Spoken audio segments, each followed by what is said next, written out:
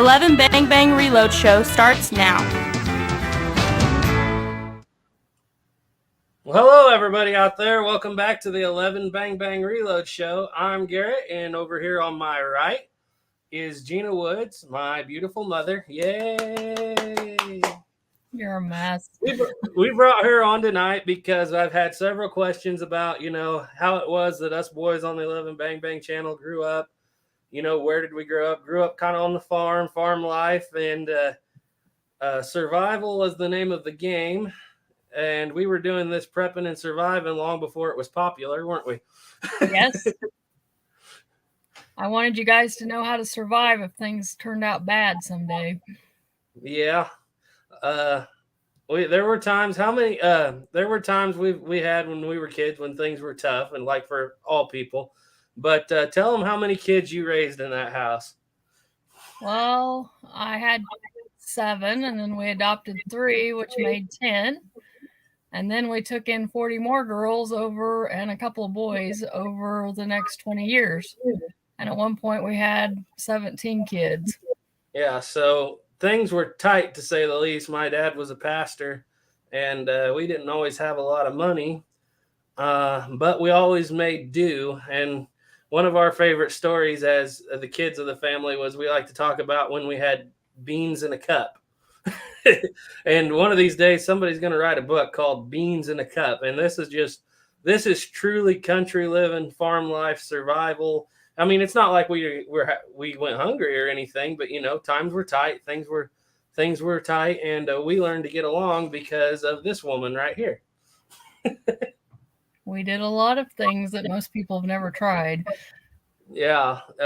So if you guys got any questions or anything in the comment section out there for her, go ahead and chime in. But we're going to get started talking a little bit about not prepping per se, but just things that you can do on a farm, especially if you have like mom. She raised us on a little 5-acre farm, her and dad. And like I said, he was a pastor, and her and him worked the ground, and big gardens, lots of canning, pardon me. And I know American just put a video out today, and I thought was pretty important the way he was talking about canning and being able to raise your own food. So a few questions I have for you, Mom, that I've never even asked you. Did your mom can, and did your grandma can? Yes, my mom can and my grandma can. But they liked black-eyed peas, and I hated them, so we never canned black-eyed peas. I'd say I've never had homegrown black-eyed peas. I've had a lot of green beans, but not homegrown black-eyed peas. So did they all have? Was it the recipe, or what should I call it? Always the same, where everybody using the pressure cookers, or did the old timers have something before that you're aware of? Actually, my grandma, she was probably. She was born in the 40s, or well, I guess it's my parents' 40s, so she was born back in the 20s. And they did use pressure cookers quite a bit, and then just the hot water bath canners. And we've used both of them. A lot of things have to be pressured and pressure cooked. So I watch them a lot of the time. While we had the girls that were living with us, we tried to teach them how to can. And there were a few episodes where they blew our canner up or blew the plug out of the canner because they weren't watching what they were doing. So we have seen the plugs blow out of a canner before. A pressure cooker. Are you saying the pressure cooker can be dangerous if you don't know what you're doing? Yes, and thank goodness the ones nowadays are a whole lot better. I would have hated to seen that happen 30 or 40 years ago with my grandma's canner. But I have a new, more modern canner because they are safer. So you talked about, and I didn't even know what you meant when you said the hot water bath. What kind of canning is that? That's your granite-looking canner that's got the lid on it, but it's not the one that builds up pressure. You just put water in it, and it covers the top of your jars. And because of that, it gets hot, and then it helps seal your jars. But that's mainly for like jellies and things like that. Is it like one of those old Crocs that you used to have? Is that what it is, or something like that? No, it's just that black. It's a great big tall black one that's got the lid with the white dots on it, like a stoneware granite. Oh, okay. Yeah, okay, I know what you're talking about. And the old timers used to do green beans and stuff in it, but nowadays they suggest you don't do that. And since I'm a 4-H leader, I probably need to put that plug in there. Well, I'm thinking back, I remember that big pot that you're talking about that Grandma had that was kind of black blue with the white Yes. spots, and that's what you're talking about. Okay. Yes, that's the hot water canner. All right, so we have several people over here. We have Soylent Green in. Good evening, Soylent Green. Squibload, Garza Vlogs, Anna Marie, and Angelica, Stephen Sheets, A American, and Olivia, and that's about everybody I see thus far. Lenny0526. So good evening to all of you, and we're glad you've joined us for this conversation where we're talking about things that are farm life and getting by with not very much. And some of these things might be important because the day may come when they are important to all of us again if things should ever turn out bad. So, what is your favorite aspect of farm life now that all the kids are pretty well grown up and gone? My favorite aspect of it is I don't like to do it anymore. Well, I noticed you're not always shaking the milk to make butter anymore. You seem to have gotten a new Right. way of doing that. Just a second. Can you pause me for just a second? Yeah, I'll go ahead and I'll read some comments. And so, guys, she's working on her lighting over there. This is a little impromptu for her, but I'm glad you all came out. Garza said, "My goodness, a large family there. I wonder how it was during the cold months when all you were younger." Well, that's a good question, and I will bring her back in just a second to talk about that. I think she's ready. So, Garza Vlogs, can you hear me? Let's see. I muted your microphone. Can you hear me, Mom? Yes, I can hear you. Sorry about that. So Garza Vlogs, one of our really good subscribers is always here, said, "My goodness, a large family there. I wonder how it was during the cold months when you were younger." Well, we had a 2-story house with an old trailer hooked on, with another old trailer on the other side of that, which was our school, because we homeschooled, have a Christian school. And we had, at one point, there were, 3 wood stoves and a fireplace. Yep, so I know there were some seasons we went through 60 to 80 loads of pickup loads of wood, which kept everybody busy, very busy. Spent the summertime cutting up logs for the winter. Shayna is in here. Shayna Ebling. Hi, Shayna. Good to see you guys out there. Yeah, we had, let's see. We had in the living room, we had a big fireplace. We did not have propane. Natural gas was shut off years ago to that old. The house we grew up in was probably 120 years old then. And it's probably built much insulation. No insulation, yeah. But I mean, it wasn't bad times. No, it wasn't bad. We had a fireplace. We had a fireplace with a giant hearth in the living room that Dad put in. And the hearth part, when I'm talking about that, a lot of people think the hearth is the log that goes over the top. The hearth is actually the part on the floor, and it had this big raised up place on the floor. And when I was little, I'd curl up there. We didn't have TV, didn't have internet access most of the time. And I would just curl up in front of that big fireplace, and I read D-Day. I read historical books, any book I could get my hands on that was historical. And Mom always encouraged that. But yeah, we had the fireplace. We had a blast furnace. It was a wood stove. We had 2 smaller wood stoves and a Franklin fireplace in the school. So we burned a lot of wood. We carried a lot of wood. We carried a lot of ashes. Anna says cutting wood, no fun. LOL. Actually, the memories were good. It got us all out, taught teamwork. We had to learn how to get along. Or sometimes not how to get along.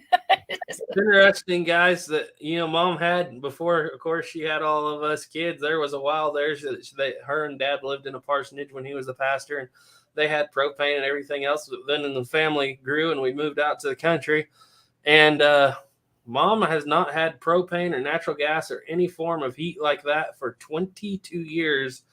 And this year when we all moved, well, I've been gone for 10, 12 years now. But now the youngest ones are all moving out. I noticed that a propane tank showed up in your yard, Mom. What's the deal? I was really glad to see it because I don't mind cutting wood. It's okay, but if it gets really cold, it takes a lot of wood to keep warm. Yeah. And that's what we did most of the winter. But in the spring and summer, it was a garden. And this woman, you wouldn't believe it, has ran for 20 plus years, has ran a 3-acre garden every year by hand with no major equipment. Maybe a rototiller. Your dad built a trailer that we hauled wood in too, because at one point we didn't have a pickup. We had a 15-passenger van. So we would take the 15-passenger van and the trailer and load it with wood. Yeah. Soylent Green said, "Wow, that's awesome. You had an old school upbringing in modern times." Yeah. Didn't know that was a thing still. Many kids would benefit from less TV and internet. Yeah. We never had TV. I had an Atari 2600 and we had a big console screen, but we had no TV. And I remember when my uncle first brought over, this was probably in the mid-90s, he brought over our first VCR. And we had 2 or 3 tapes. One of them was The Wizard of Oz, and the other one was Davy Crockett. I did not like The Wizard of Oz, but that Walt Disney Davy Crockett tape I about wore out. You started out with a little, we bought you guys a little screen that had a record player on it. Mm-hmm. And it had just a few little stories, and you guys watched those over and over and over. But yeah, we were never connected to any type of cable. Internet was terrible up until about 2010, I think, was the first time we could get a tower where we actually could use cell phones beyond just texting. You remember everybody standing up on top of their pickups with their cell phone and drive up on the hill outside of the valley? Yeah, that was interesting. iPod Walker says, the question that is always asked in large families, who is the favorite? I love each and every one of you. All 50 some of you all together. I had good kids. Yeah. You guys were good. Said, well, tell them about when you wanted to learn how to tan a hide. Oh, the brain, or were you talking about Ethan's version? The brain, you can tell them about trying to learn to tan a hide, and you guys were going to use lye. Oh, yeah. You didn't know. It told you to put ashes in water, and you guys had no idea you were making lye. Yep. And it ate the hide, or ate the hair off the hide. Your hands were burned. We did that. All I had for I had a bunch of deer hides when I was about 10, and all I had for instructions was an old book, and it was actually kind of a novel book. I believe it's called The Burning Glass. And in the book, they talked about, they didn't go into great detail, but it was just a novel about a mountain man. He said that he mixed ashes with water, certain kind of ash. I can't remember what all it was, but it was several ingredients that you could get. And I went out and I got all that. I put a 50-gallon drum and I threw my deer hide in there. It ate the deer hide. It ate my hands. It ate the sleeves off my shirt. It was quite an experience. So after that, we attempted to brain tan by crushing the skull open and using the brain to tan. And we never got very far with that either. Didn't work out. It just wasn't for me, I guess. It was kind of a mess, I'll say that. At one point, 1 year or 2 or 3 years, I know we canned over 1,000 quarts of good, or it was between fruits and vegetables and meat. Yeah, because we did canned meat. We had chickens, and we would butcher chickens, and we'd can the chicken. And I've canned beef before. There's a lot of different things that you can do with canned beef and chicken, and it lasts for a long time. Yeah. Any of you out there looking to prep who might be thinking, what can you do to get into prepping for meat? Chicken is a good way to go because they grow quickly, especially what is the name of the one that grows in 60 days? The Cornish, or which ones are they? I can't remember. The white ones that you always have. I think they're I can't even think what they're called. Oh, well, that's okay. You can get some that are full grown in less than 60 days. They don't require a lot of room. You got to take care of them, but you could, even if you're in the city, feed them a little different. If things went south, if you had a yard in the city, you could raise chickens and have your eggs. You can have your meat. You could even have feathers if you wanted to stuff pillows or something with. Chicken is a very, very useful thing, and we grew up with a lot of them. How many chickens did we used to have? And a lot of times we'd have around 100, I think. Yeah. And But we you've ate a butchered lot them. of eggs in your lifetime. Yeah. You got every way. When I was growing up, Boiled. we'd go to camp. When I was growing up and we'd go to camp, everybody, all the kids would be so excited to get eggs, bacon, and sausage. And all the other kids that were coming to the camps would go. Pancakes and waffles. You guys were kind of tired. We of were buying so cake. excited to see those little containers of cereal. That was our thing. We go right by all the real food. We wanted cereal because we grew up on eggs and bacon and Biscuits and porridge. pancakes and waffles. Yeah, but you did a good job with that, and you learned how to cook it in several different ways. iPod Walker said he assumes that you were farm raised too. So you want to go into when you were younger, Mom, a little bit, how you were brought up? When I was younger, my mom and dad did live on just a very small farm, and my dad had a milk cow and had some pigs and chickens. But then we moved into where Garrett's located, and we didn't have as much room in our backyard. But I've just always had a love for I have a love for the simple life. I wanted my kids to grow up knowing what it was like to have a simple life. Yeah. And your dad was a miner too on the side. My dad was a miner. He was a mechanic. When you guys he had been in the military, and he was a sergeant. And when you guys think like coal miner's daughter, that was her, because her dad ran a farm on day and night and evening, worked all day in the mine, like old school mine. And that was actually right around here. But he gave his kids everything that he could with what he had. Well, we grew up, my aunt lived in the same town that Garrett's in, and she never had indoor plumbing until probably in 1995 or something like that. I mean, we're still pretty much, things are still a lot more old-fashioned out here than in the city. Yep. And my dad's out there in the chat under Pastor Woods. He said, Caleb built your octagon shooting table for 4-H. Yeah, we've done a lot of 4-H stuff. He said he was 12 or 13 when he made that octagon table for shooting, and it was a mess. Yeah, we had to go back and rebuild that thing. But moving on, we were talking about gardening, and I know A American's out there, and I know that he has a lot of people interested on his channel in just what all it takes to raise a garden and raise enough vegetables to can for yourself or for a large family for the whole year. Well, the year we canned 1,000 quarts of stuff for about 17 of us, I don't think we had to buy hardly any of our food that year. It just kind of depends on how many people and how much you want. You just kind of have to figure out how much you eat and how much you're going to need. We did, a lot of times people will grow like their green beans. For one, they'll grow them in just a straight line. But I had a lady that taught us about wide rows. So if you have a smaller acreage and you don't have as much room, you can plant like wide rows of peas. You can do wide rows of green beans. You can even kind of bunch your tomatoes up more so that you have more room and you can get more produce out of it. Yeah.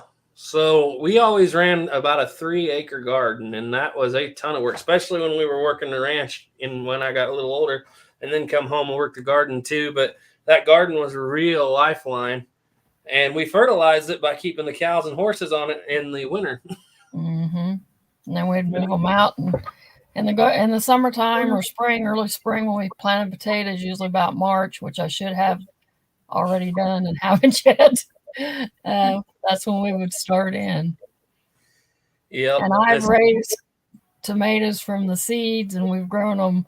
I did learn something from one of my friends it's my son-in-law's mom who passed away, but when you go to trying to grow tomatoes from the seed, a lot of times if you start them out in the little pots like that you see that they plant them in, after they get up a little ways, if you go ahead and you pinch off everything but the top 2 parts of the tomato and push them clear down into, and we use like a solo cup or something, and then we would go ahead and pack the soil up to where you have about that much from the top two branches, I guess. Okay. And it makes your tomatoes a lot hardier, because for years we would try growing them and they'd just be real spindly and you'd take them out and they would die. But I did learn that over the years, if you do that, you can pretty well get a tomato plant that looks like one that you buy at the store or in a nursery somewhere. Yep. Now, if you guys out there are wondering, they did all this surviving not on a big piece of ground. There's a grand total of 5 acres there with a house on it. And on that 5 acres, we raised 2 horses. We've done a bunch of cattle. Usually have about 2 milk cows at once, maybe 100 chickens, ducks, geese. You can do all that. It just takes management and spacing. The cow thing was always your idea. I was never into milk cows ever. As a matter of fact, I never milked the milk cow because when I got older. I've milked them before, but not particularly the ones you've had. But what was your inspiration to get into a milk cow? Was it just because you had one when you were younger? Well, for one thing, I liked the thought of having milk, so that I hated going and buying milk at the grocery store. And then when we found out when we had the milk cow, it was like, oh my, this thing gives so much milk, we can't even keep up with the milk. So then we started making soap. I've done quite a bit of soap, that's lye soap with milk in it. I've made lotions with milk in it. We did a lot. I learned to do the cottage cheese, and we started making mozzarella cheese. And I've got a kit for hard cheese. I haven't really tried it yet. I'm hoping when our cow starts producing again, because she's getting ready to calf, that maybe this summer we can work on some hard cheese. Yeah. You see, Mom always liked to milk cows. I'd rather got on a horse and chased them, and we kind of butted heads a few times over that in my youth. Never. But yeah, you had your first milk cow was actually a Holstein. Well, you had 3 now. Yeah, you've had 3 since I've been around, since I left there. Your first one was a big Holstein. We lost her. She died fairly young. What was that second one? Jersey? The second was a Jersey. And now we have a Guernsey that Caleb got. And now we have a Guernsey. She will give 3 gallons of milk a day. And you can can milk. I haven't tried that yet. I'm going to try it. I have a neighbor lady I was telling about, and she said that she's actually done it since we talked about it. And we also, one of the things she's just introduced me to are like Mylar bags with oxygen. They suck the oxygen out, and you can order them like online and get them from Amazon or somewhere. And it's kind of like when the military make all their food and put it and preserve it. And you can put like rice, beans, oats,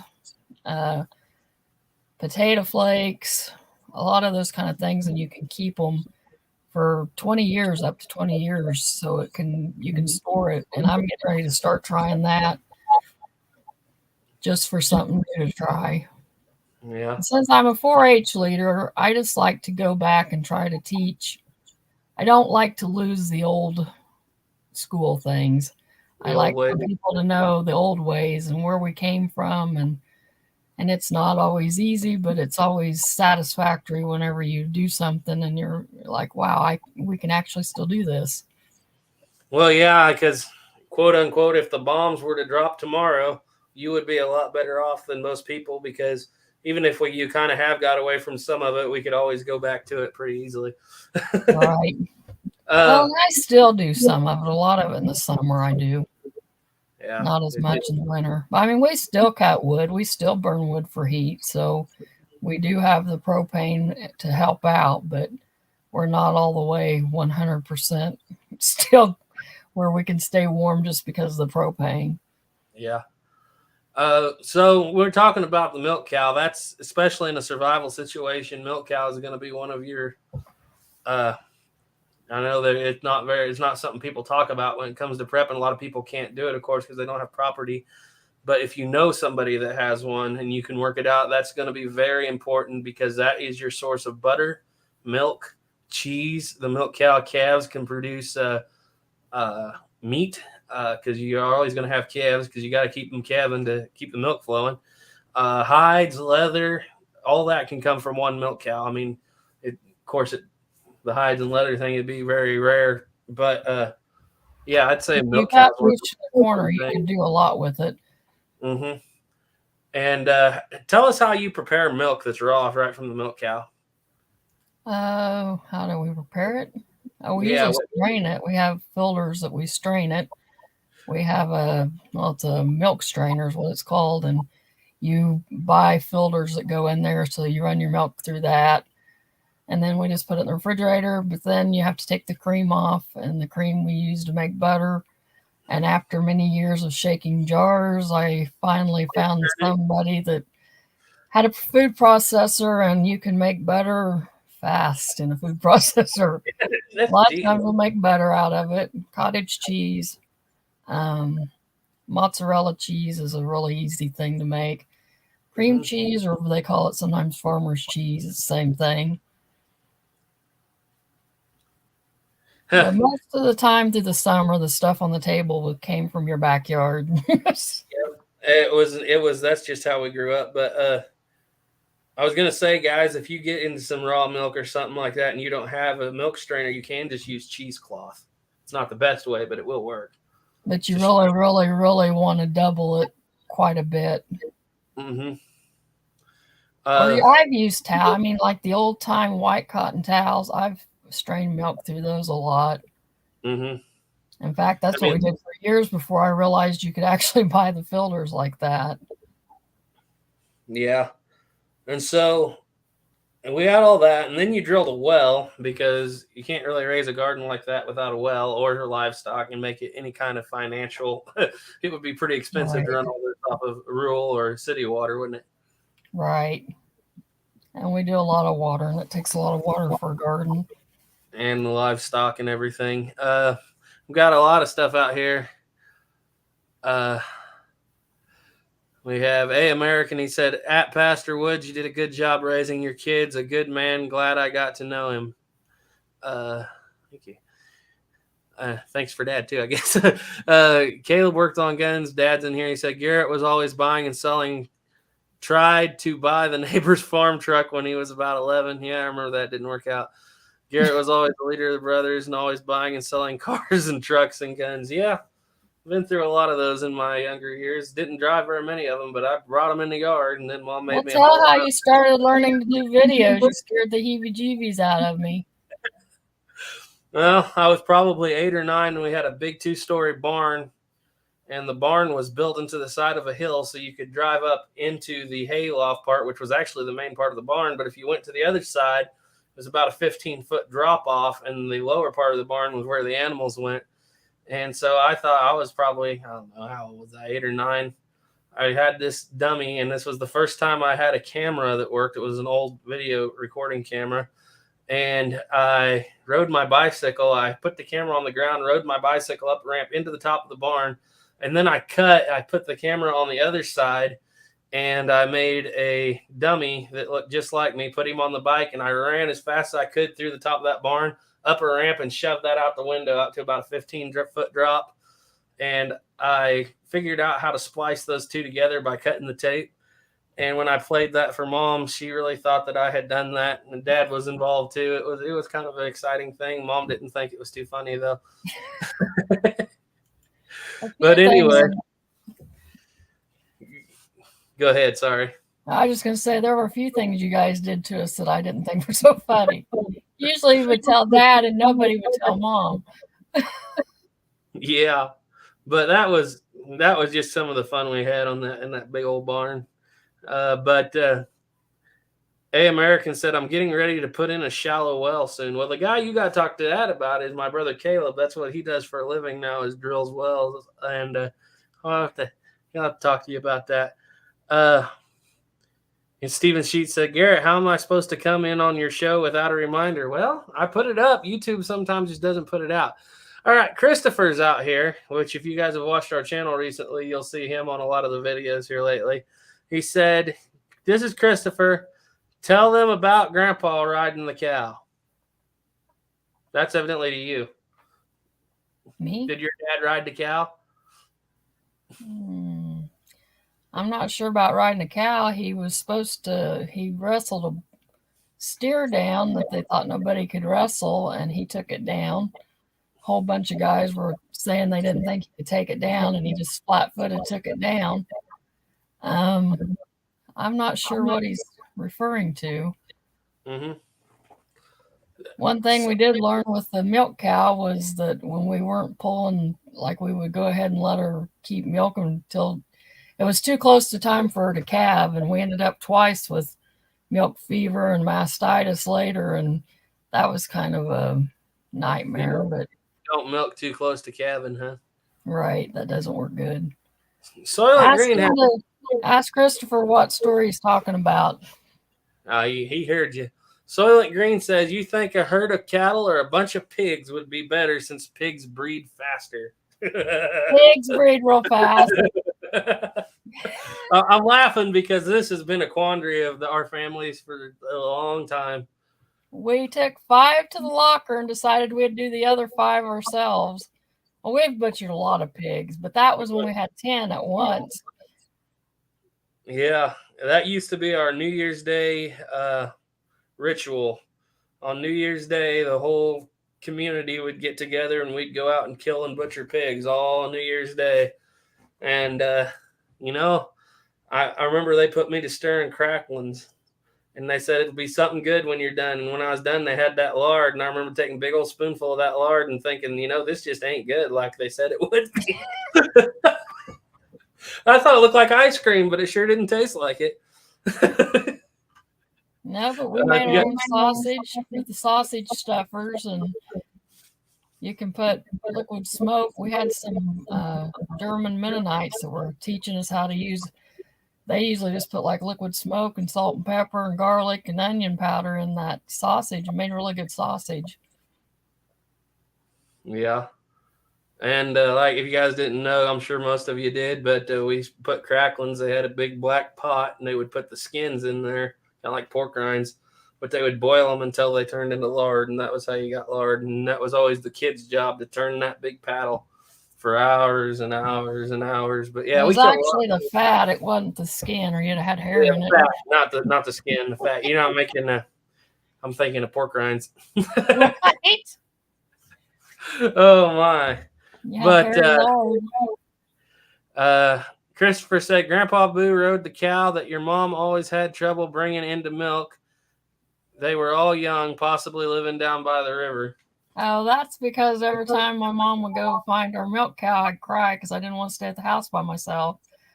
So usually, Grandma, I see what he's saying. Then my mom would put me on the back of the cow and bring me back to the house on the cow. Yeah. You never were into horses, though, were you? I don't ride horses very well. Yeah, but I'd always bring horses around. That was always my thing. You always had the cows. That was your thing. All about the longhorn steer you brought home. No, it was a longhorn cow. Yeah, that was exciting. It was real exciting whenever I saw the calf go over this 6 foot or 7, well, probably 7 foot corral. Yeah. Almost to the neighbor's yard because she didn't like the calf. Yeah. Wasn't too long and you were selling the longhorn. Every time you went to try to feed her, she'd try to reach her horns through there and get you. Yeah, I was about 17 and working at the sale barn, and this longhorn cow come through, and she horned this old Angus cow and killed her right there in the alley. And the guy said she won't bring nothing. The owner of the sale barn, I was standing there. I said I'd give him $10 for her, and I was just joking. And he said load her up. Well, I went and got the trailer. I loaded her up and took her home. And she ripped the fences down with her horns. She threw the calf that we had in there over the fence multiple times. So I sold her. I went back to the sale barn. I got $300 for her. And so I took my $290 profit and went and bought a shotgun. That was way better than that longhorn cow. The first double barrel. Needless to say, I've spent my life with guns and boys. A few. I never dreamed all your guys is talking around the table on Sundays at dinner time about stuff none of us knew what you were talking about. People know what you're talking about. Oh, these people in the comment section know more about most of that than I do. So I always feel very humbled when I see them. You got to try to always get it right. But yeah, we spend a lot of time around that table talking guns and arguing guns. And you guys think the Colt Smith and Wesson arguments now are bad? You should have been there when I was about 18 and Ethan was about 11. He always had a point to prove. And neither one of you was ever wrong, right? No. We're still not. But anyway, Soylent Green said, is your channel name related to your upbringing? No, Soylent, it's not. Actually, this channel is my brother Ethan's. You've seen him. He's not here right now. But actually, it was 2016. We had been talking to our Uncle Stephen for a long time, and he would always encourage us to start a channel. We never did. Ethan went in the Army, and he was deployed into Syria in 2016, 2017. And he was in the back of a Bradley, and he was trying to get on YouTube, and it said that he got locked out of his old account, so he had to start a new account. And so the first thing that popped into his head was his, what they call it, MOS or whatever, 11bangbang, 11 Bravo, basically the infantry. And so he typed in 11bangbang, and that was our name, because when he came back, we ran it on his channel. That's how that name got on there. Stephen Sheet said, Garrett, has your guest Mama Woods heard some country music? Because I'm a singer. I've heard a little bit of it. Just to go back on something I've been thinking about survival. When we were growing up, if you guys are prepping and stuff, I strongly suggest that should the electricity go off, you find yourself a small instrument or something and learn how to play it, because that's going to be your entertainment for a long time. But we grew up with guitars, mandolin, still got it back here in the corner, banjos, but Mom played the piano, and that was a lot of times how us kids in the evening, of course, like I said, didn't have TV. If we weren't watching a John Wayne movie on the VCR or something, we would go sing at the piano. She is the church piano player, and your dad plays guitar, and he can play anything he ever picks up. Yes, our He's dad, a lot like you. Instruments. You're a lot like him. Your dad plays all kinds of instruments. Yeah. A American says, ain't no argument, Colt is better, LOL. Yeah, I agree with you there. But yeah, we grew up singing almost all gospel, some old country. We've always liked old train songs. Dad would sing Orange Blossom Special and Wreck of the 97. Those kind of songs were always in our blood. And then when we got a little older, we actually started a family band and traveled around to churches for a little while. So that was always exciting. Those were the good days, weren't they? Yes. Especially whenever you had a whole bunch of kids and the van wouldn't run. That was called survival. Yep. And Shayna Ebling said she is really good at the piano. Yes, she is. She has been for years and years. And guys, we're talking about farm life and survival. You know, you don't take that much to learn how to even chord on a piano. And those pianos you could buy them for $50 to $100 all day long on old pianos, because nobody wants to move them. But that might be something to think about to keep your sanity if things ever went bad.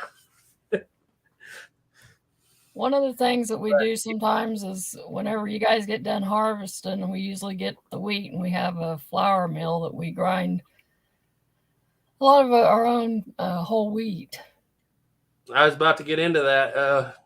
If you guys go check out our other channel, I believe it's called the Woods Clan, or Woods Gang, something like that. I haven't looked at it in a long time, but we actually have a video of us taking wheat, and I never finished it, but the first part's on there, of us cutting the wheat from the field, cleaning it, binning it, and then actually have us taking the wheat in the coolers to Mom's, but I never finished that. So tell us how that goes, Mom. Usually we take and we will sort out just to make sure everything's cleaned out, because once in a while you guys have a grasshopper head or something in there. It happens. We sort it.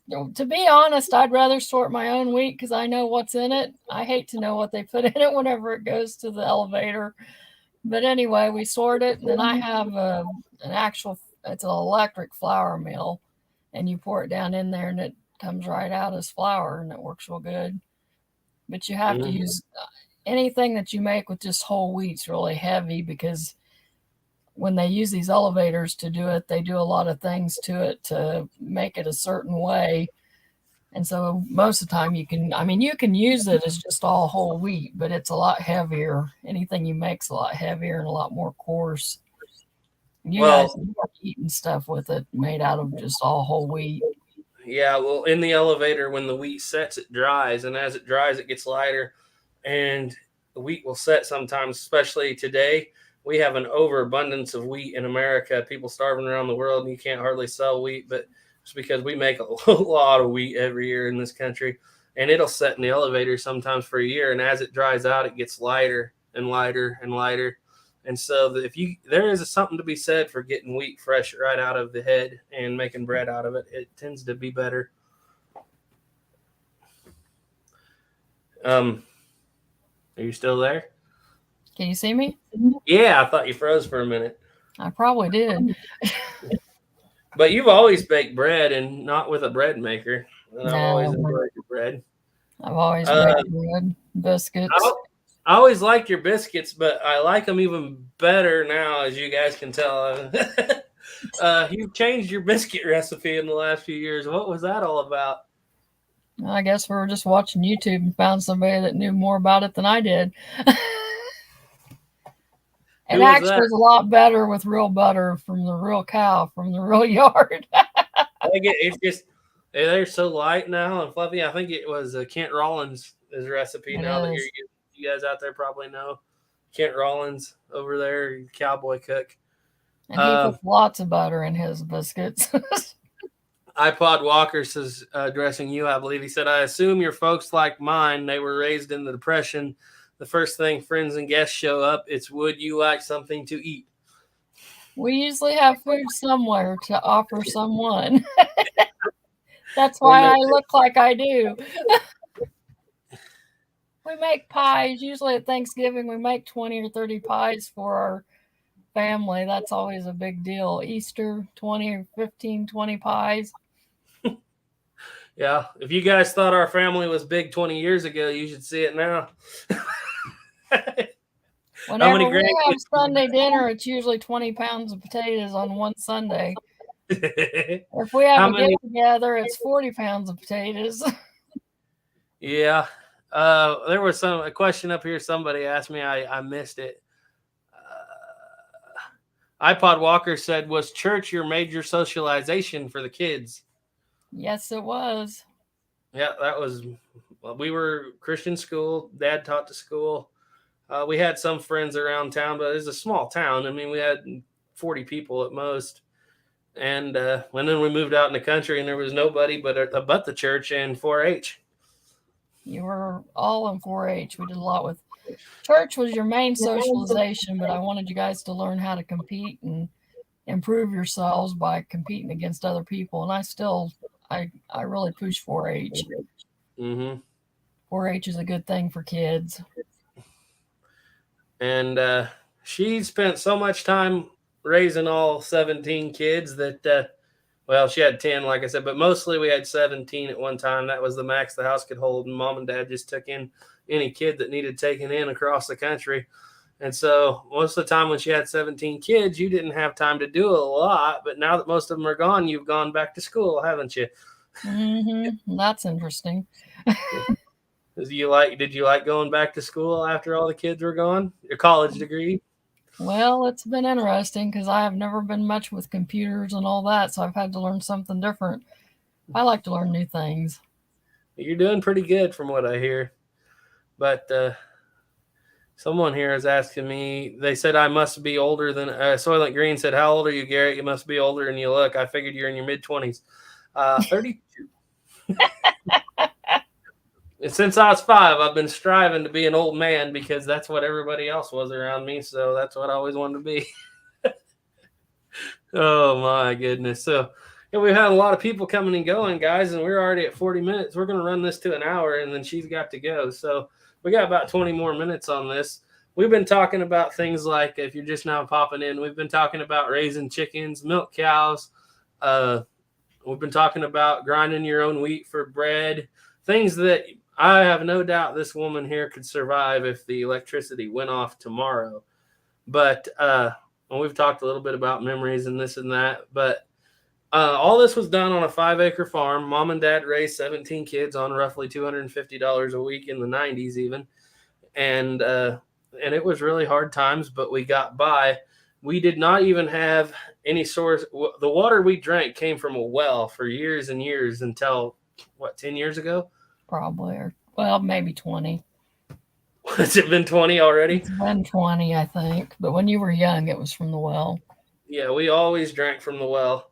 Our first house, you couldn't drink from the well because the ground was pretty polluted, and kids would try that and we'd get sick. But when we moved out to the country, that was a real lifesaver. There were wells.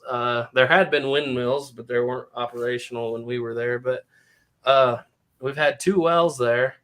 And I remember Dad fixing those frozen pipes and going out there and working on that well in the middle of the freezing cold night, and me laying in bed, and I was about 8 or 9 thinking, I'm glad I'm in here where it's warm. Oh, you remember one year? I don't remember how it all went down. I guess I should ask you, but we were without water for about a month one winter. You remember that? Something went down. I think it was actually only a week, but it was the longest week of our life because it was the coldest week of that whole winter. It was not a fun week. The van was broke down. The well was out. We were living on beans that you had grown in the summer and canned. And you couldn't even wash dishes because the well was out. So we had styrofoam cups full of beans. I remember that.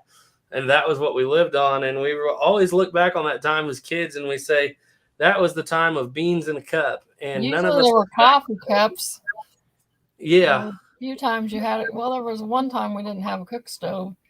And so but none of us complained about it because it was also snowing. And I believe that was some of our biggest adventures. And as kids looking back on it now that we're all adults, we're all like, oh, yeah, I remember that. That was a good time. It was beans in a cup. We often threatened to write a book, but nobody has done it yet. I remember, and not to talk too much here, guys. I'm going to let her talk some more. But during that time, we didn't have the van. The fuel pump was out of the van. The water pump went down the same time. Everything was iced in. The roads were slick, and we had to go down about a mile down the road to my uncle's for water. He had water. And so I had this old black horse, and I'd tie a got jug on both sides. Olivia probably remembers this. Tie a got jug on both sides of the saddle horn, and I'd ride down there to my uncle's, fill up the got jugs with water, and I'd have my little sister Olivia. She'd ride on the back, and we'd haul water with that old horse back and forth. That was actually good times. It really was, looking back on it. Do you remember that black horse? Yes. Baby doll? Yes. She's been gone a long time. I think she's the one that took Ethan over the neighbor's fence, wasn't it? Ethan thought that he was pretty good, and he was going to ride her without stirrups and shoe. He was barefoot, and he stepped on the wrong side, and she went a little goofy, and away he went. He stayed on her for about 4 hops into the neighbor's yard. All I can say is you had a good dad because he raised, I've never had to work outside of the home. We just lived on what we had. Yes. And Dad, I'm glad I could do that for my kids. I'm glad I didn't have to work outside the home. But because I didn't, we had to figure out interesting ways to survive. Dad's actually out there. Dad, if you want to come on here, I'll send you a link. You can tell me and I can just be us 3 on here. You guys always wanted to try a TV dinner. Remember that? Yeah, TV dinner. Never had one. So we finally bought you guys some, and you weren't very happy about them. You didn't think they were that great. It was a TV snack. It wasn't no TV dinner. Yeah, that's what you said. I grew up on potatoes and beef. I didn't need none of this stuff. Remember butchering a lot of cattle. Like I said, we butchered a lot of pigs, but we butchered a lot of cattle too. Mostly if a neighbor had one that broke its leg or something like that, you would mostly, because about the time a lot of that went down when I was already working, so I could get out of there. But you guys always helped skin them. I couldn't skin them. I can't kill them either. I could always do that part. It was the other part I didn't like, but I'd do it if I had to. I'll tell you, I'd rather butcher a beef than a deer because there's not near as much meat on a deer as there is a beef. Yeah. When we started butchering the beef, I was like, wow, this is way different than butchering a deer. We've made a lot of jerky over the years with deer meat. We used to butcher 8 or 10 deer every year. Wasn't bad, but I got to where there was a couple of years where we really replaced the beef supply with venison. I got to the point where I did not like it. I still don't like it that much. Some people can cook it up good. I can cook a backstrap pretty good, but that gamey taste just isn't for me. It's not because I can't take it. It's because I've took so much of it. You guys have had to eat things that most people haven't ate. But at the same time, that's nothing on you guys. You guys taught us how to survive and how to get along. iPod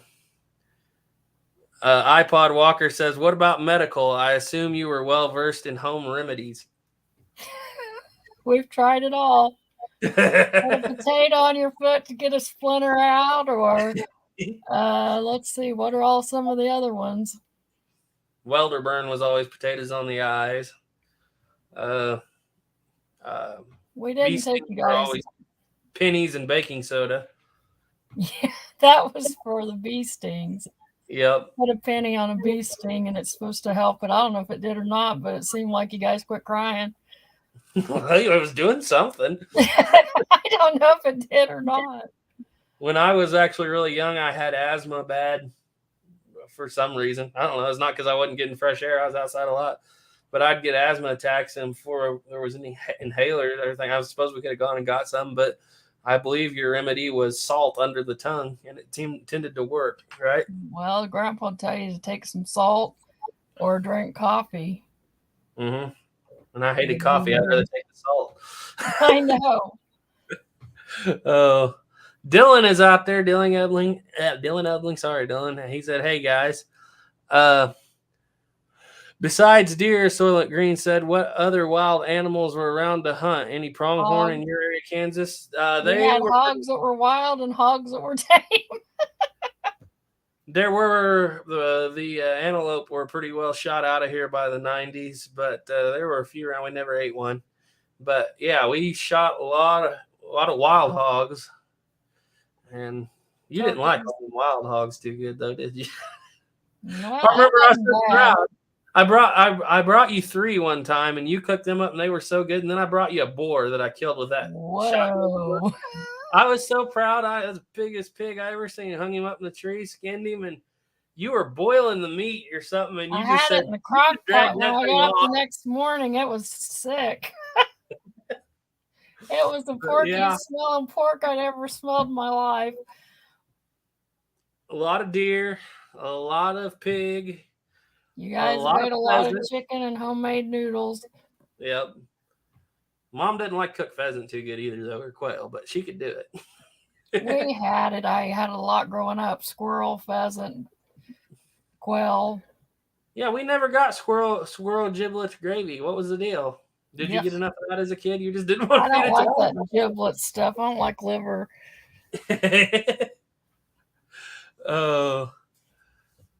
My grandma always made giblet gravy until I started doing Thanksgiving, and I said, no more giblet gravy unless you like a big bite of liver or gizzard. Gizzards weren't bad. I like Grandpa's gizzard, but he'd always cook them. Pastor Woods said today, American winter isn't fun like when I was a kid. Older I get, the colder I get. Oh, my. Okay, I'm going to send Dad a link if you, let's see.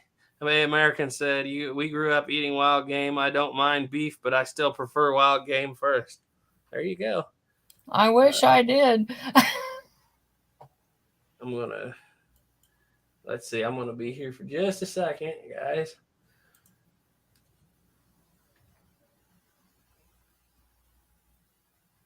Let's see.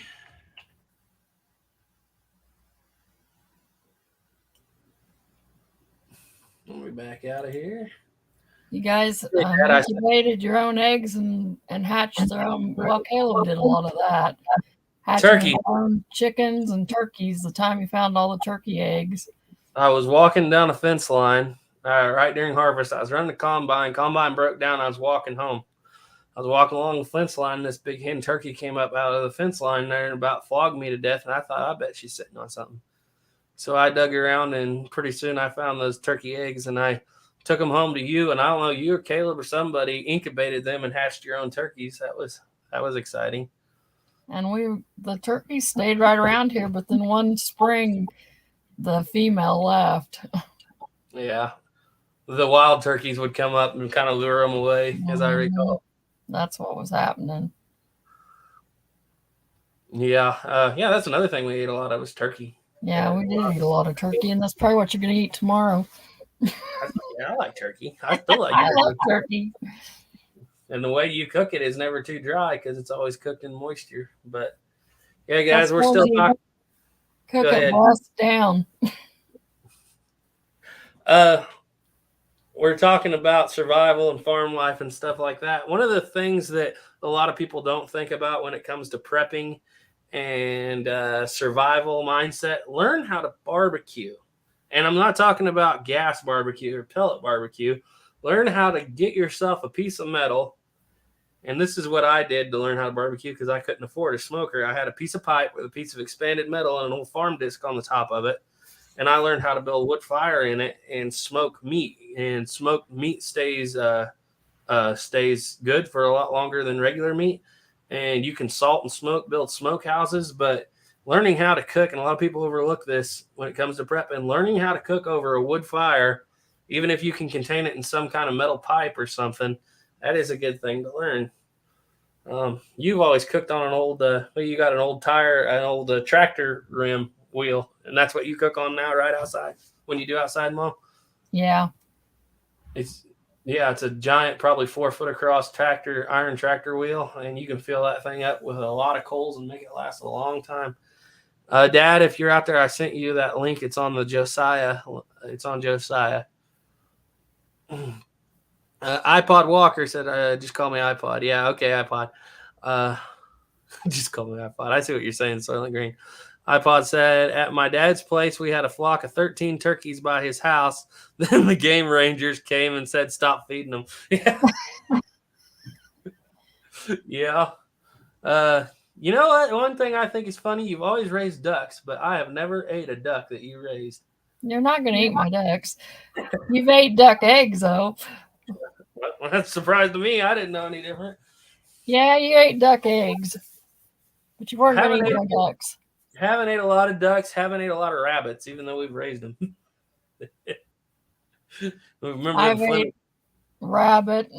My dad used to make turtle soup. I really didn't enjoy that too well. But it can be ate. You can make it work. You can eat a lot of things. I have a recipe for fried skunk. You got to try that. For what? Fried skunk. No, I think I'd rather eat ostrich first. I guess I'd try it. I'll try anything if I don't have to cook it. You'll have to catch it. Oh, man. So going back, guys, if you want to know how you can survive on 5 acres like that, like I've said before, it's a lot of, on that 5 acres, we raise a lot of livestock, but we have it set off into 4 different pens, and we just rotate. Of course, there's hay, even in the summertime we have to feed, but rotate around a lot on those 5 pens, and one of the pens becomes the garden in the summertime, and it's naturally fertilized. And here we go. Are you ready to come on? Here's my dad. He's here. We're here for at least a few more minutes. Oh, there you are. Can you hear us? Yeah, do I need to turn my sound down? You got something playing in the background. All right, I can fix that. There you go. Oh, no, he sounds pretty good. Everybody, this is my dad, Jeff Woods. He is the founder of this channel, kind of, in a way, because he had the first firearms that we shot. You remember what first gun you bought, Dad? You want to tell the people out there? My first gun I got when I was 18 was a 22 Mountain Man commemorative. Yep, Marlin Model 60. That's it, yeah. Need to make a video on that someday. 18 years old, just walked downtown to an old Eureka, Kansas, to an old hardware store. signed a few things, and picked it up and took it home. Those were the good old days. A American said turtle is really good, love it, and then in the next comment he said, I ain't trying skunk, no way. Oh man.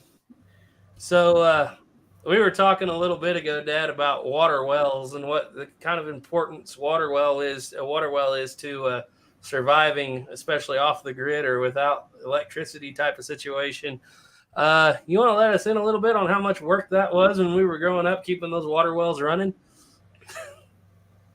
Yeah, we just had an old, it's sand point down by the barn, but we never used it hardly at all. And then somebody had drilled a well for us up by the house, and that was just those PVC pipes, any kind of pinhole in them, the suction in it. That's that one winter. Couldn't ever figure it out. We were out there digging pipes, and we had to put a whole new pipe in going down into the well. We couldn't figure out why it wouldn't pump. Had a little pinhole in it. Is all. Caleb drilled the well we have now and did a fantastic job. He's great at wells, and he's a windmill guy. We don't have no trouble at all with the submersible well Caleb put in from his business. So the one I used to have was a pain. It was no good. It was a mess. Any of you people who are more recent viewers and don't know Caleb, he's on the channel quite a bit. When you see the Hawkins style guns or the M1 Grand stuff, that's usually his domain. He doesn't come on a lot, but he does do a lot of financing for the channel because, yes, he is a water well man, a windmill man, and he does a lot of the work that finances a lot of the stuff on here. But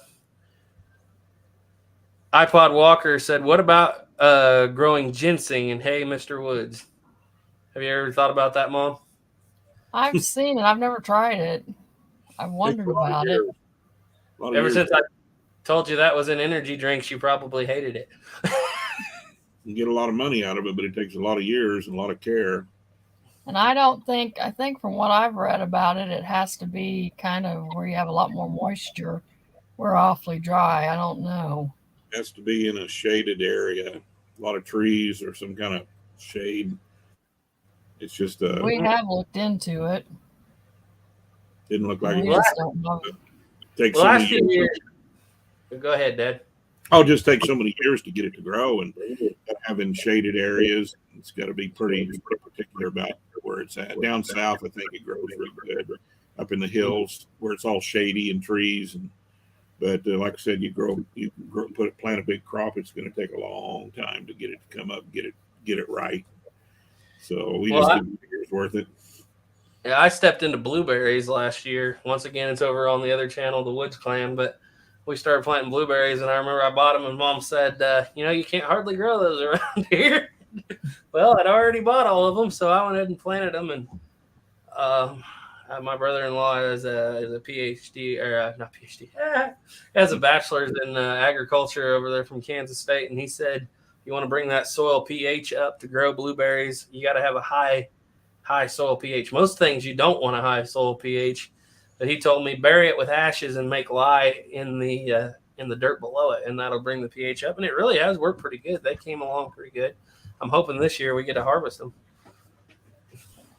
You planted a lot of trees recently, the both of you guys. What fruit trees were you guys into this last few years? I see them pop up. I don't question what they are, I guess. Mainly we've got apple, peach, cherry, usually tart cherry. What else do we have? I think we planted a pear tree. But we've probably got maybe 12 trees out there. Let's try like blackberries. We also planted blackberries, strawberries. Mom makes a lot of jam, a lot of apple jam. We love sand plums. That's what our wild fruit is around here, are sand plums. And I cried when you guys were trying to get rid of my sand plums. I hate sand plums. You guys never pick sand plums. They're a bush with a giant plum on it. They grow in the sandy areas. They got thorns about that long, and that was always our job as kids: get in there, get them sand plums. But the jelly's good. Oh, the jelly's good. Pretty scratched up. getting them all the time. Yeah. You guys would take 50-pound okra. feed sacks, and I'd have you guys pick those 50-pound feed sacks, or we'd all pick them together. But if you had to pick 75 pounds to get 50 because you ate 25. Yes, and not only that, it was like usually where they were growing, so was the poison ivy. Yep. Yep. We've had a lot of poison ivy over the years between cutting wood and picking sand plums.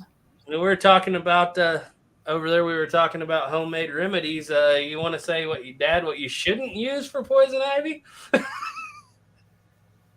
I remember Peanut butter. Grandma's Toothpaste. recipe for you was toothpaste when I was little.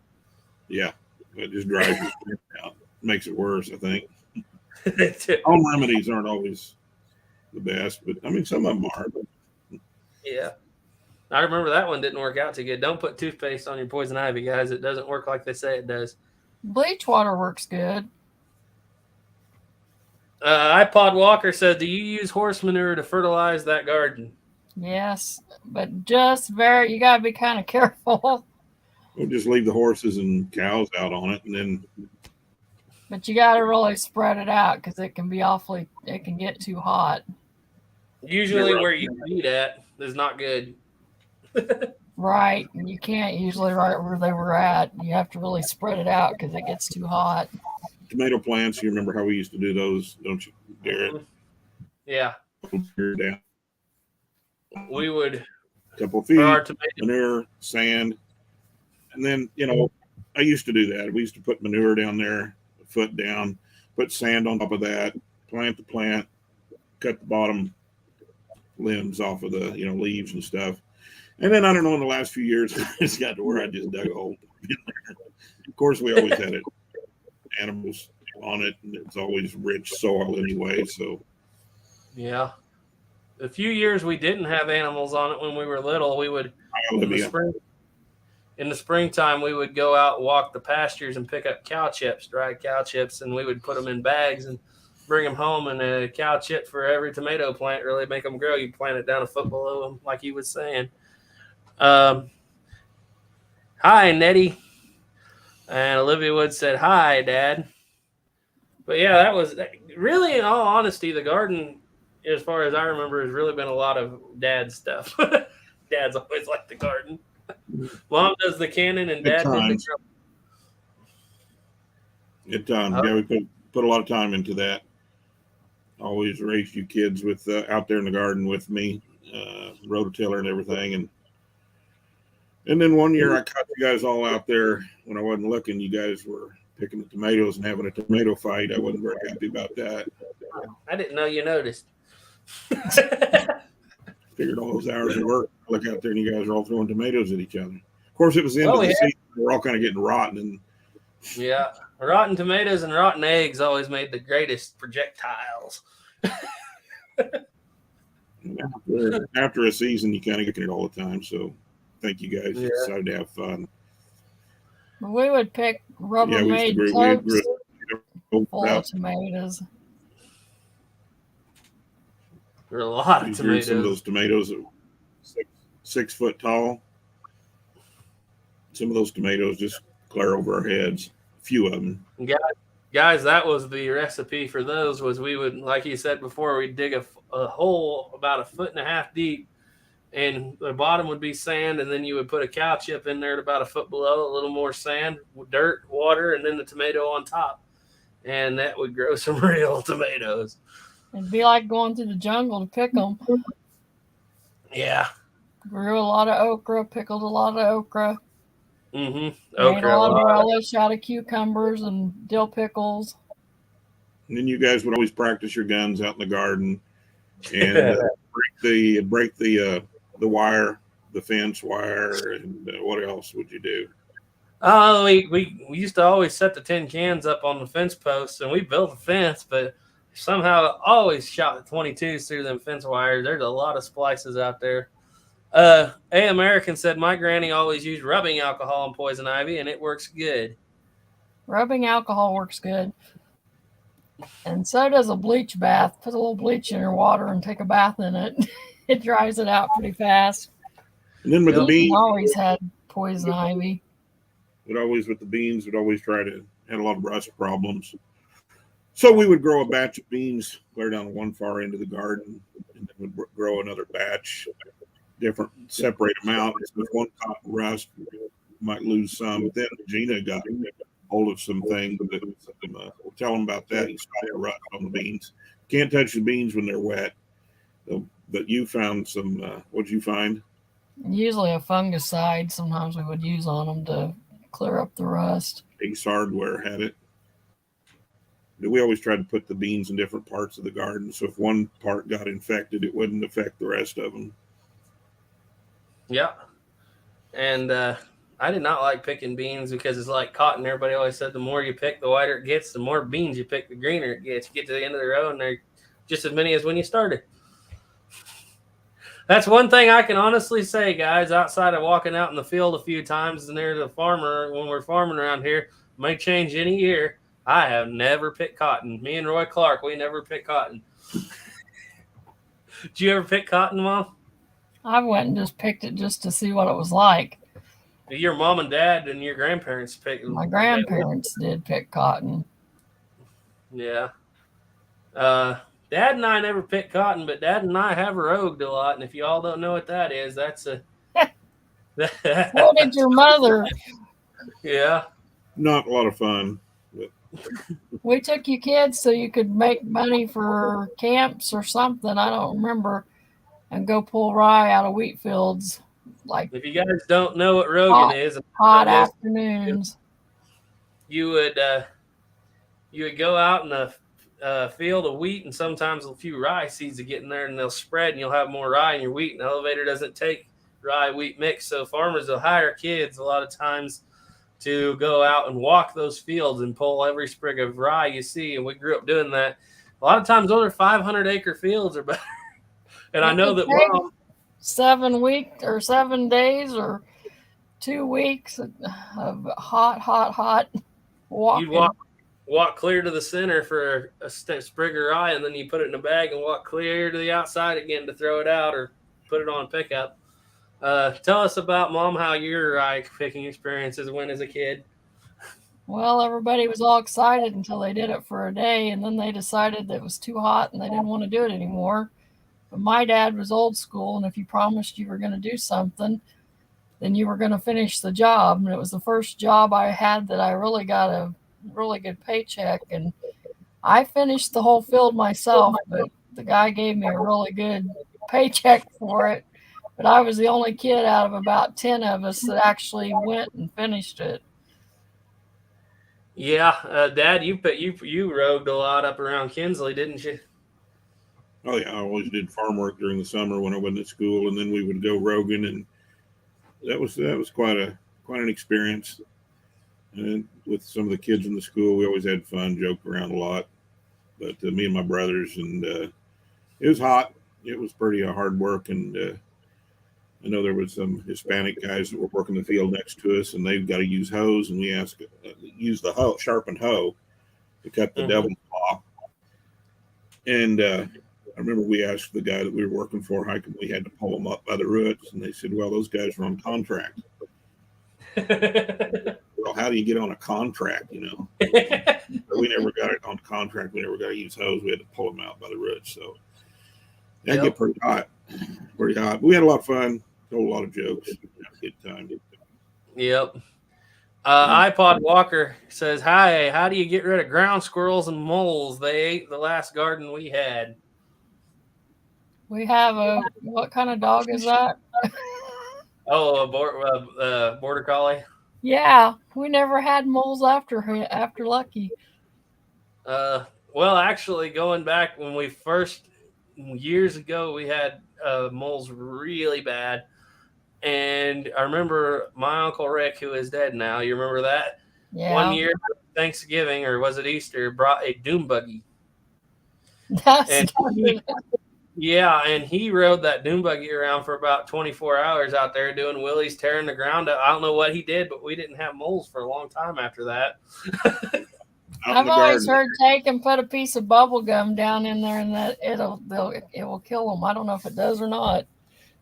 out on the farm for the big fields, we have what we call a gopher getter, and it A trap. it pulls behind a tractor, and it's got this long spade, and it's got a box, and you put poison in the box, and this gopher getter, you pull it behind a little tractor, and it will inject every so often, and that'll get rid of your gophers if you have bad gopher problems.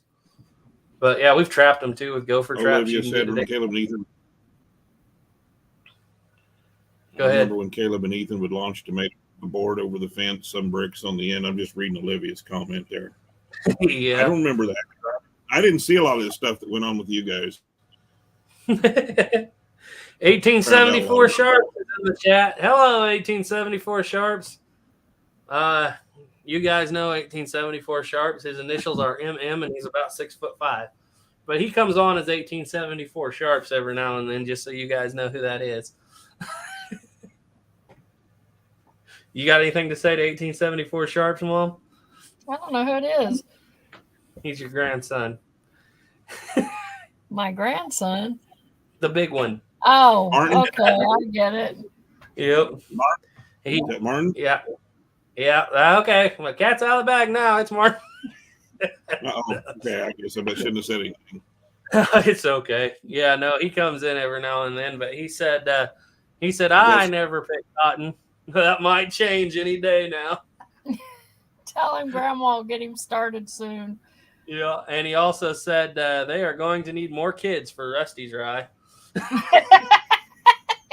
I did pick Rusty's Rye with kids.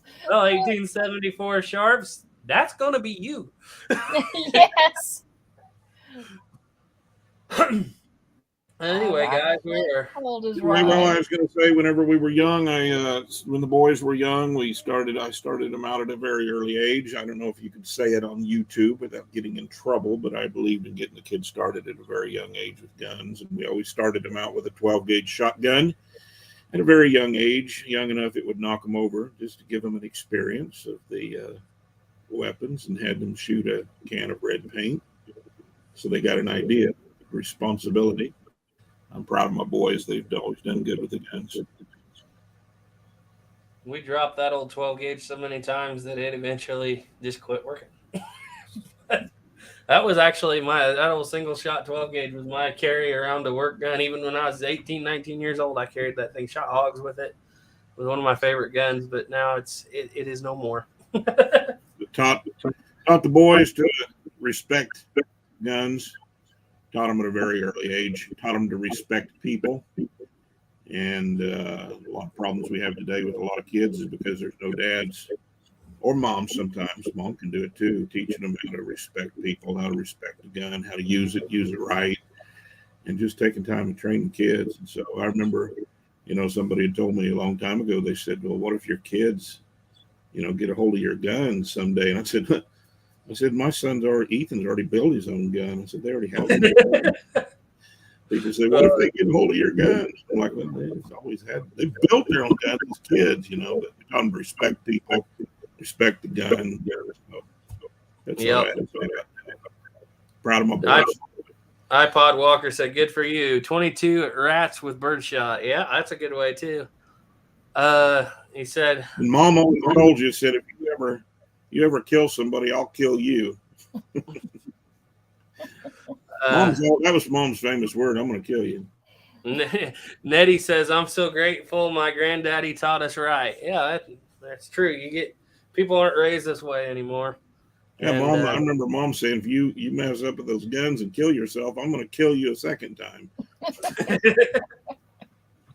But yeah, we did start fairly early, and for those of you who want to know, I don't know, can you adjust your camera, Dad? How? Up to your right, there is a picture of Colt. Is that still behind you on the wall? Of Sam Colt? On the other side. On the other side. Oh, that's way over there. Yeah. I was just going to show. Someday I can show them, but that was where my interest in Colt firearms started. This right here hung above my bed for a long time. And it's actually Dad's. His brother gave it to him, and And I hope one day, if anything ever, I don't need anything else, guys, but if any inheritance is coming my way, I want it to be that picture. If he gets it down here.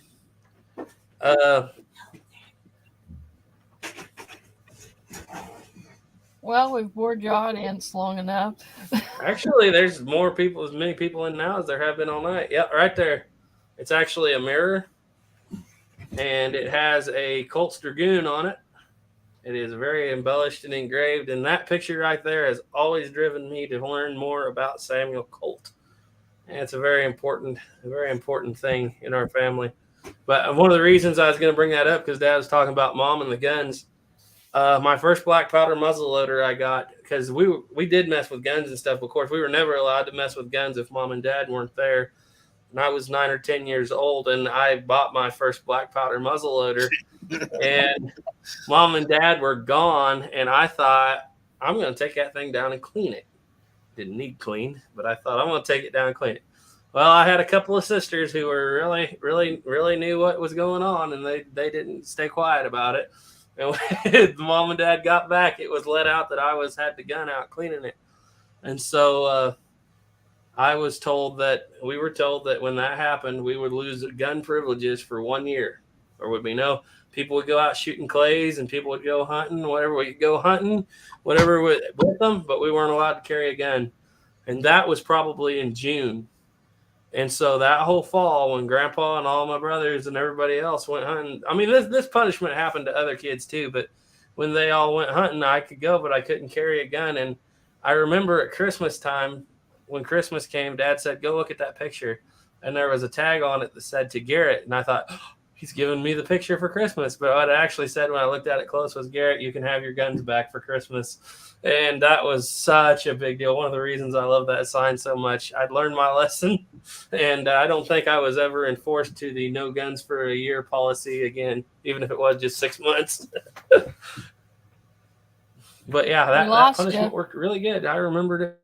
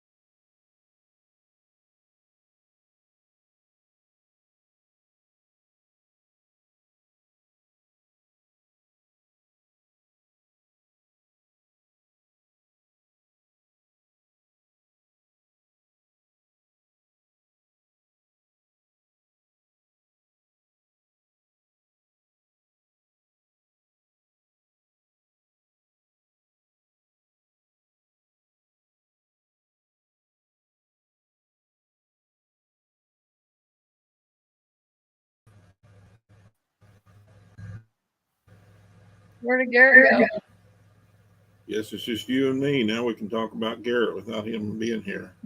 What happened to him? Tell the stories. Huh? Tell the stories. I don't know what they are. Well, just that we, like I said, we always try to teach our kids to be responsible with their guns. Garrett should be popping back up here. I don't know if we're on live, it says. So I guess people are watching. I don't know.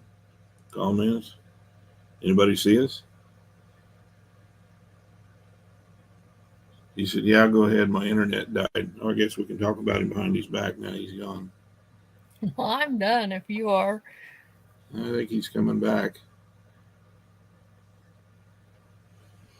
But yeah, growing up with all these kids, and Garrett would, Garrett was always buying and trading. And remember when he was a little boy, he walked down the railroad tracks to one of the neighbors outside of town, saw his big farm truck, walked up and knocked on the door. He was only 10 or 11 years old, and asked if he could trade something for it. Got him a hot rod car. Gave it to Ethan, sold it to Ethan, traded it for some guns. I think that was an old Camaro. Had a 63 Chevy truck. Garrett brought home one time. The boys took the engine out, went over to a friend's house and rebuilt an engine for it, painted it. Pretty powerful engine, but 1963 step side pickup. Let's see, what else did those boys do growing up? They were always working on trucks and cars and guns. Ethan, he was just forever. He was experimenting with guns, building his own guns, cutting his own. There we go. We're just talking about you guys. Cutting Ethan, building guns. Just a little boy.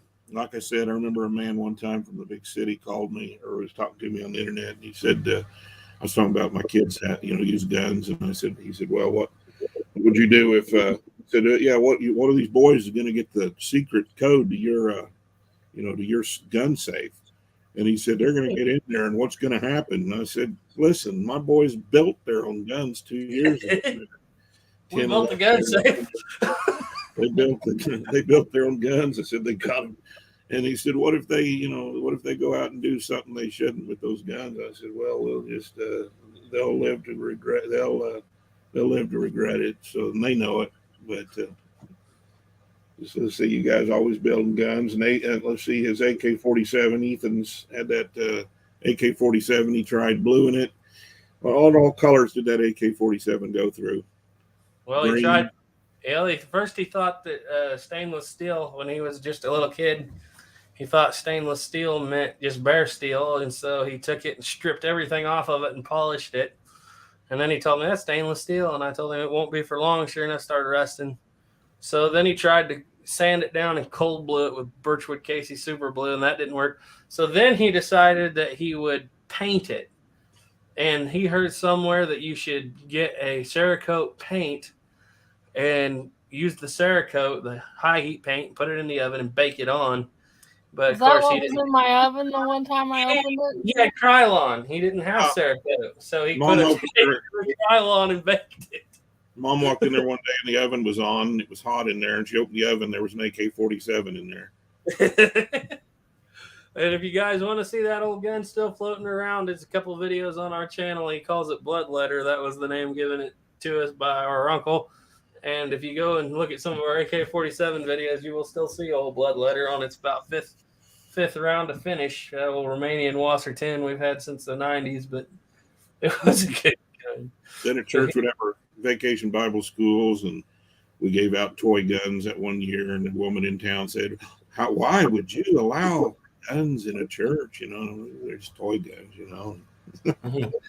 And then somebody hit a deer one time, and I pulled up on it, and the deer was suffering, so I went ahead and put it out of its misery, and had my pistol there because that deer was gone, but I mean, it was broken back and everything.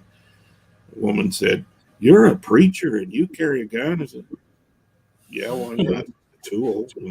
It's just a tool. Yeah. One of these days, Dad, I'm going to have to get you and A American on the same chat, because you two you guys think a lot alike.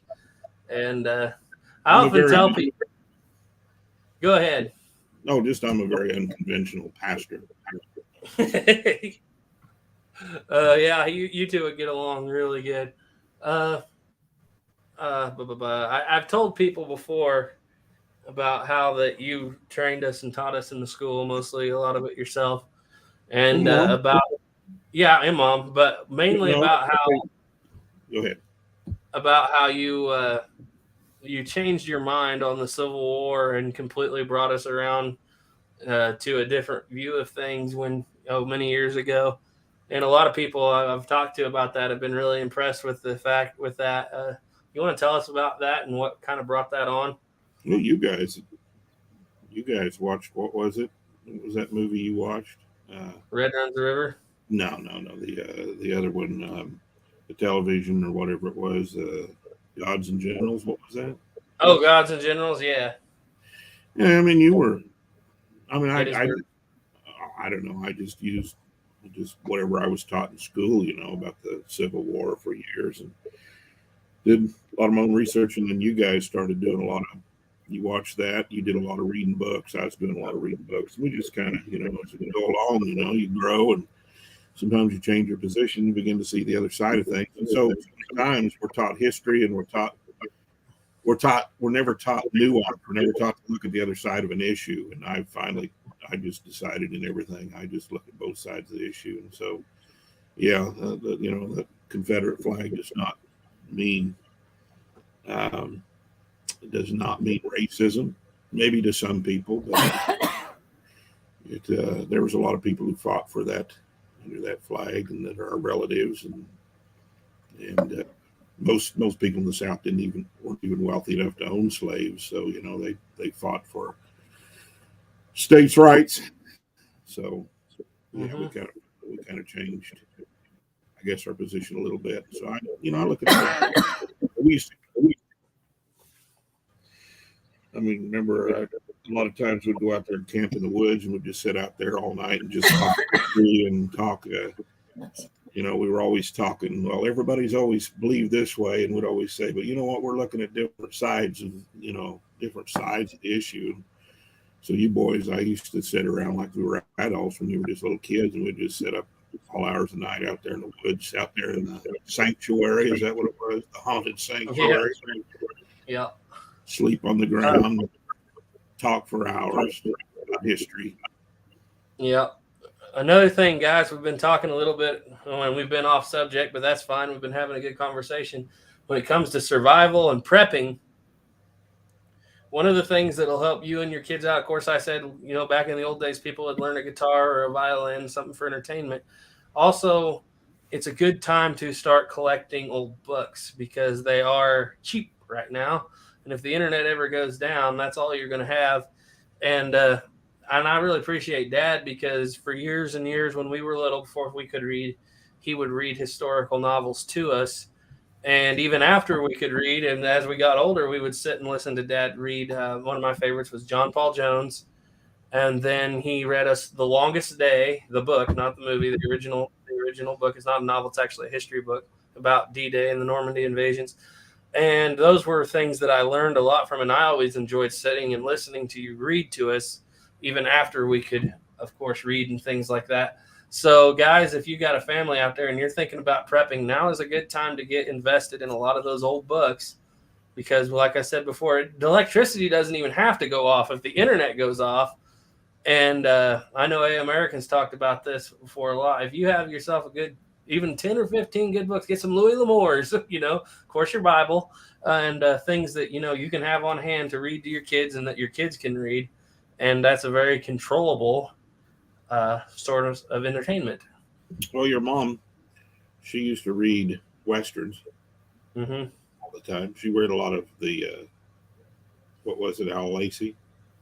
Tell us about that, Mom. No, Al Lacey. I like that. You always like you always have the preacher that would take care of the bad guys. What did you always say about that? I don't know.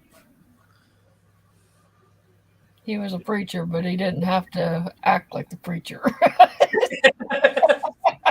He was a little unconventional preacher too. Yeah, guys, that book series is called The Stranger series by Al Lacey. If you're into Christian Western novels, that's a really good thing to read. It's really good stuff. And Al Lacey, pastor, I knew him. I'd seen him before. I mean, he was in our group, but he wrote a lot of good Westerns, and really was popular. Mm-hmm. But he was another one like me, kind of an unconventional pastor. So,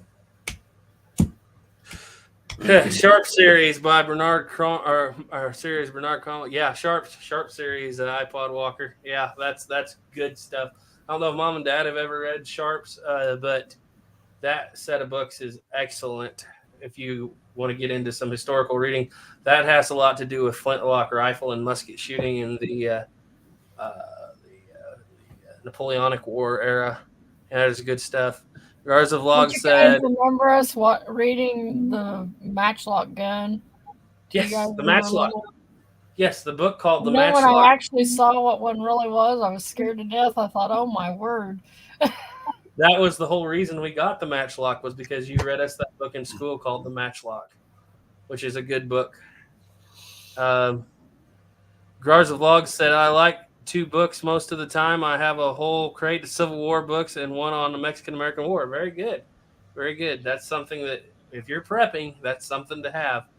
11bangbang. Oh, okay, guys. This is the real 11bangbang from far away in another country right now. He's on here. He doesn't come on very often, so I'm always glad when I see him. He said, ask Mom about her tips and tricks for growing hogs. Tips and tricks. That's Ethan. He came in.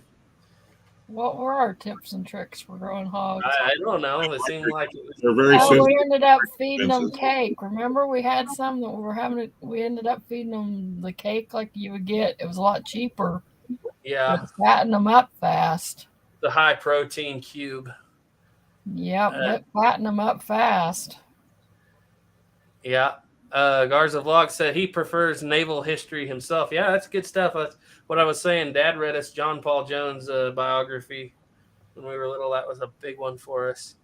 Tell 11bangbang I'm glad he came in. I tried to get him to come on live, but he couldn't. A American said Bible should be your first book in your collection. Yes, it should be. If you guys don't know A American, he was on the chat with me a month or so ago. He is a prepper and a shooter, and he's just all around as 100% real a guy as you can meet. And guys, if you haven't subscribed to his channel, which most of you I'm sure already have, go over there and give it a check. How did your mornings always start, Garrett? You had breakfast and Bible. Yep, breakfast and Bible in school, and I didn't like the third one. What, school? Yeah. Yeah, because you guys would be shooting at things you shouldn't be when I wasn't looking. Turkey's going by the window, but that's a different story. iPod Walker said, have you made pemmican? And I don't know, Mom, do you know what pemmican is? I'm sure you do. I've heard of it. It's like a jerky type. It is. It's brought about. It's dried out, and then you bring it back around by moisture. Right. It's like dehydrated, and then you can bring it. Yeah, I've never made it. We know how to make it. At least I do, but we haven't ever been that far down the barrel yet. What about that time you guys used that? You took that buffalo. Well, not buffalo. It was a cow, and you used the brains part to. We were talking about that earlier. We tried it. Weird.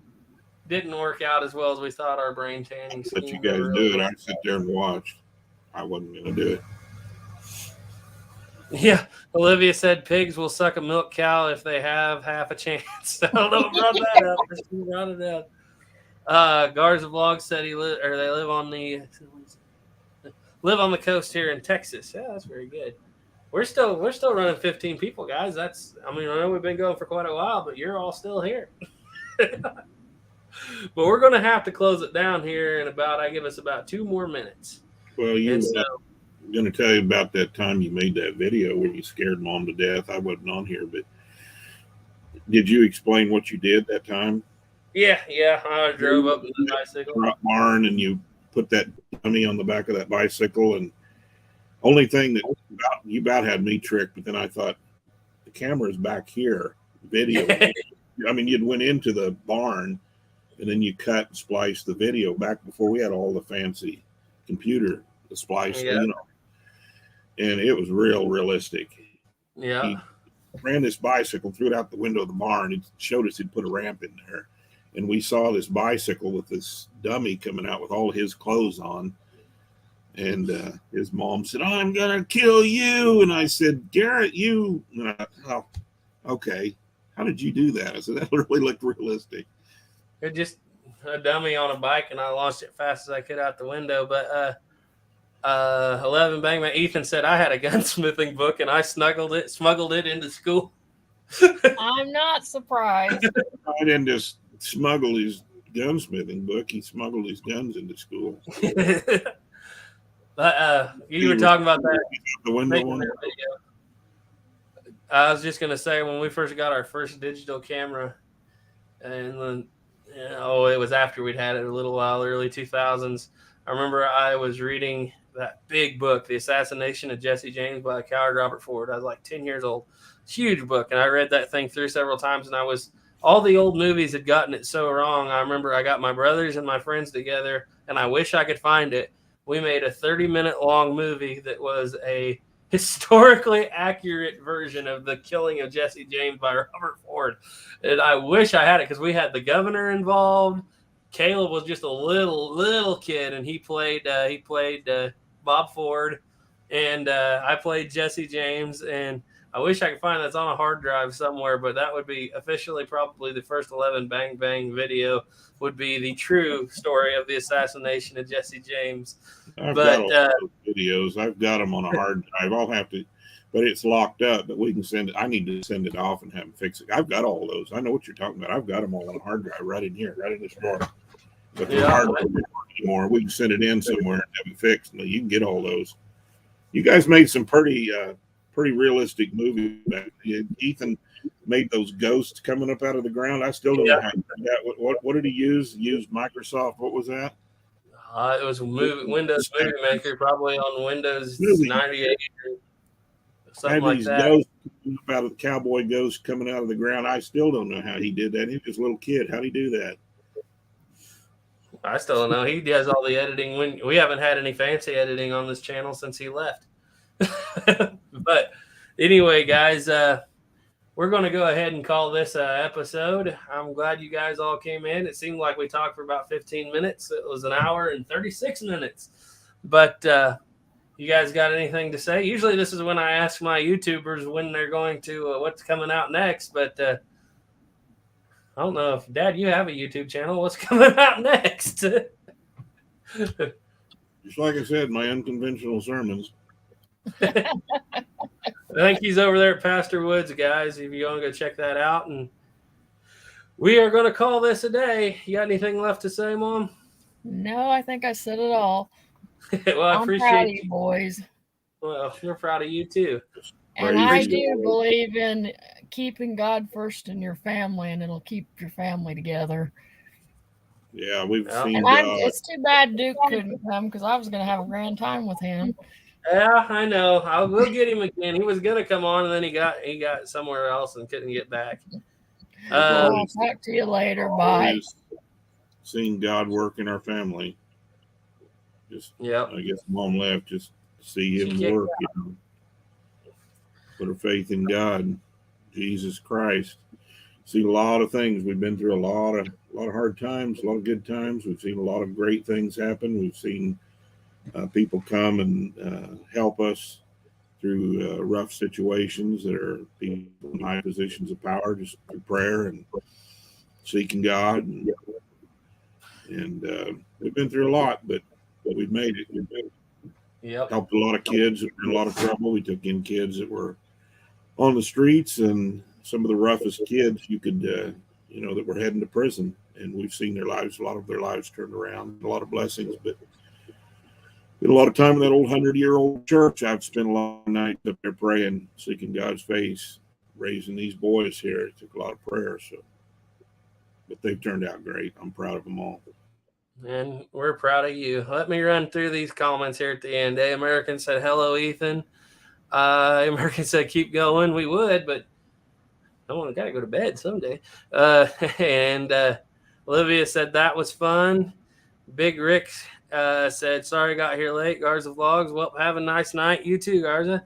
American said, Mr. and Mrs. Woods really enjoyed listening to you guys. Good job raising your kids.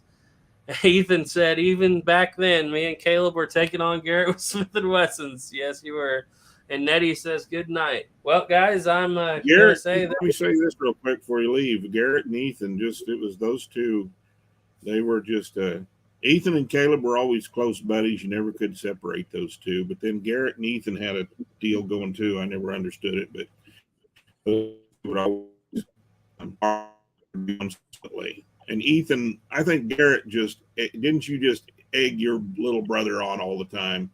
7.62 by 35 better than 3.30, and you just on and on and on. Everything Ethan would say, you'd say that's not true. You'd say a AK-47 bullet may be heavier, and Ethan would be like, oh no, just those guys bantered constantly, nonstop, day and night. Garrett just egged his brother on constantly about guns, bullet size. What's the best bullet? What's the best gun? Whatever Ethan would say, Garrett would say the opposite just to get him stirred up. Am I right, Garrett? Yep, that's pretty much the size of it. And I promise you guys, when he gets back this fall, there will be a whole lot more of arguments and going on this channel, all in good fun. But anyway, guys. Ethan changed us from, might just say real quick before we leave, we were always AK-47 Russian rifle guys.